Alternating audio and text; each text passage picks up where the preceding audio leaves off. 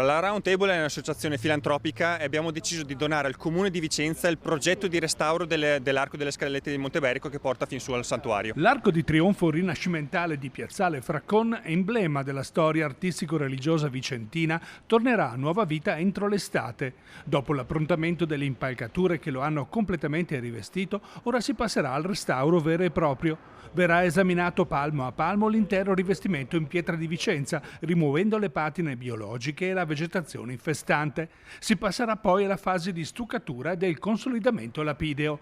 Il manufatto fu eretto nel 1595 dal capitano veneziano Giacomo Bragadin, su disegno di Andrea Palladio. L'opera, tra le più iconiche della città, venne pesantemente danneggiata dai bombardamenti della Seconda Guerra Mondiale. Per questo la fase progettuale è stata particolarmente impegnativa. È un progetto che è iniziato infatti 3 anni fa, non è stato assolutamente semplice da portare avanti, ci siamo sempre relazionati sia col vice sindaco Celebrò che con l'ingegner Fichera, in quanto essendo un monumento patrimonio dell'UNESCO non è stato assolutamente semplice mettere in mano, iniziare tutto quanto il progetto e successivamente riuscire a donarlo e a trovare i fondi per far partire il restauro completo dell'opera. Abbiamo trovato le risorse finanziate per circa 60.000 euro, ma abbiamo aggiunto anche l'intervento per i ponteggi necessario per la particolarità dell'opera e quindi abbiamo impiegato anche qualche settimana in più proprio per recepire e recuperare le risorse.